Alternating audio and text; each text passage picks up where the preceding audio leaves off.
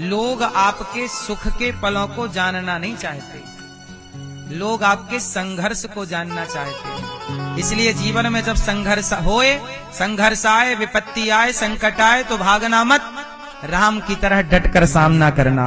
वही आपका समय अमर होगा, इतिहास के पन्नों में दर्ज होगा। राम के वह सुख के दिन याद ना किए गए, राम के वो 14 वर्ष दुख के दिन याद किए गए।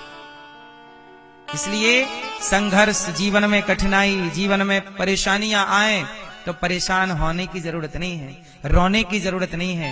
मजबूती के साथ उन दुखों का सामना कीजिए, क्योंकि जिसके जीवन में कष्ट ना हो, परेशानियां ना हो, वो भी कोई जीवन है।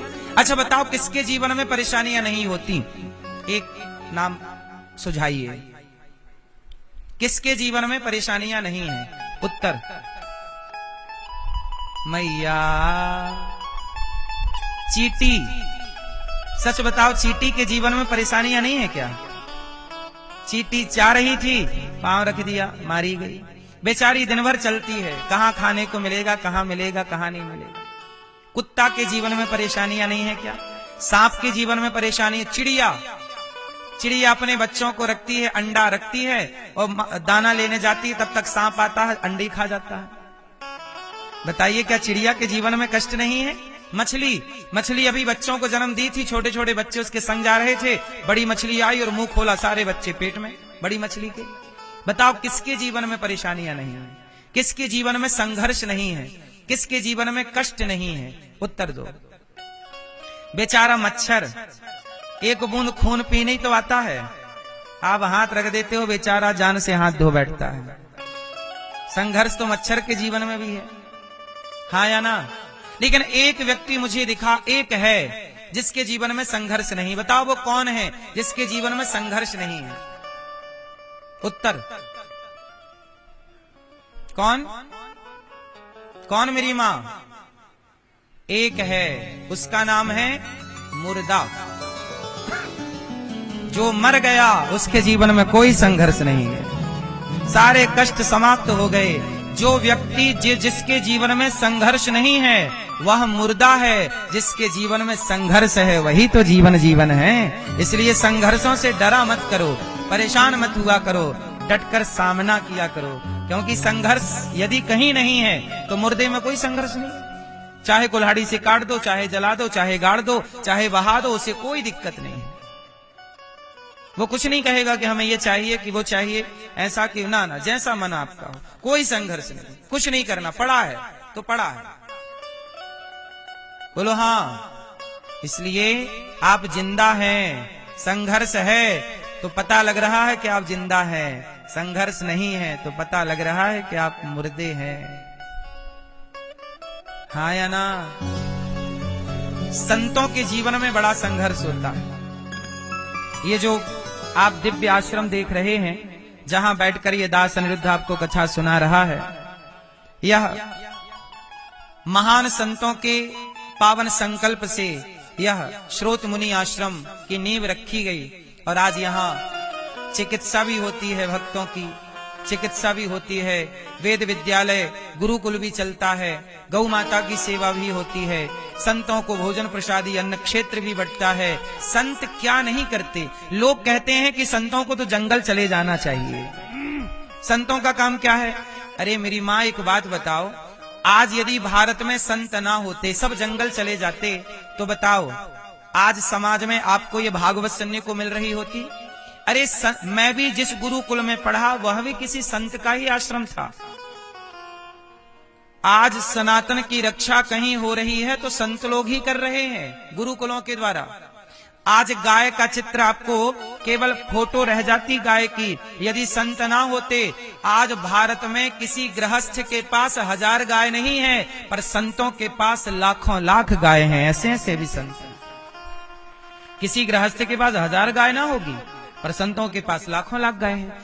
यदि गाय बची है तो संतों के बल पर, वेद बचे हैं तो संतों के बल पर। वरना कल पूज्य स्वामी जी हमें बता रहे थे, दास को, उनके चरणों में दास बैठा तो बता रहे थे कि हमारे पास जो वेद है, वो वेद जिसमें एक भी त्रुटि नहीं है, हजारों लोगों को यहां से वेद वितरण किया जाता है कि भाई ये वेद है, इससे पढ़ाओ, पढ़ो।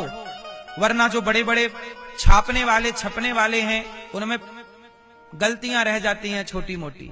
पर यहां चूंकि संतों ने संजोया है, संतों ने मेहनत की है, तो संत लोग ना होते तो ये वेद की रक्षा ना होती, गाय की रक्षा ना होती। भारतीय संस्कृति आज संसार में देखो क्लब खुल रहे हैं, क्लबों में जाओ, अश्लील नाच गाना चल रहा है, जवान लड़का लड़की एक दूसरे के कंधे में हाथ रख के शराब पी के नाच रहे हैं। आपके पास पैसा आएगा तो आप क्लब बनवाएंगे, संतों के पास पैसा आता है तो गुरुकुल और गौशाला बनवा के राष्ट्र की सेवा करते हैं। ये संत लोग जंगल चले जाते तो आज ये संस्कृति जो यत्र तत्र कहीं कहीं कुछ कुछ हमें देखने को मिल रही है, ये संस्कृति देखने को भी नसीब ना होती। इसलिए इस धरती पे सबसे दानवीर, सबसे बड़ा पुण्यात्मा कोई है तो मुझे लगता है संत सबसे बड़े परोपकारी होते हैं।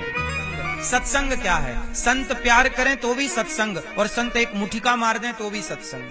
कई बार आप आजकल लोग क्या कह, अरे संत तो बड़े गुस्सा वाले, उन्होंने डांट दिया, उन्होंने तो अरे संत केवल डांटते नहीं हैं, संत यदि मार भी दें तो सत्संग ही मानना चाहिए। ये हम नहीं कह रहे हैं, सुंदरकांड कह रहा है। आप लोग सुंदरकांड पढ़े कि नहीं?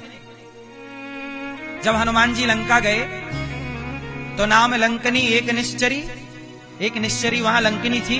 जब जाने लगे हनुमान जी तो क्या कहा, मोर आहार जहां लगी चोरा, ए चोर यहाँ। हनुमान जी बोले वाह, हम चोरी का पता लगाने जा रहे तो हमें चोर कह रही है, और कुछ दिन पहले सच्ची का चोर गया था सीता माँ को चुरा के, तब तो तूने जाने दिया, तो तू सही नहीं काम कर रही है। चोर को तो घुसने देती है और चोरी का पता लगाने जाने वाले को रोकती है। तो हनुमान जी ने क्या किया, मुठिका एक महाकपि हनी। हनुमान जी ने क्या किया, मुठिका एक महाकपि हनी, एक मुठिका दिया ठूसा मुंह पे, और जब ठूसा मारा, मुठिका एक महाकपि हनी, रुधिर बमत धरनी ठनमनी, खून गिरने लगा। तब हाथ जोड़ के बोली, हे महाराज हो गया सत्संग। हनुमान जी बोले बस, बातों से मान नहीं रही थी, एक मुठिका दिया तो मान गई। कौन है तू? बोली महाराज तात मोर अति पुण्य बहुता, देख्यो नयन राम कर दूता। मेरा बड़ा पुण्य है कि मैंने अपने नेत्रों से राम के दूत का दर्शन किया। जब ब्रह्मा जी ने रावण को वरदान दिया था तब ब्रह्मा जी ने मुझसे कहा था कि जब किसी बंदर के, किसी व्यक्ति के एक मुठिका मारने से तू व्याकुल हो जाए तो समझ लेना कि लंका का नाश निकट है।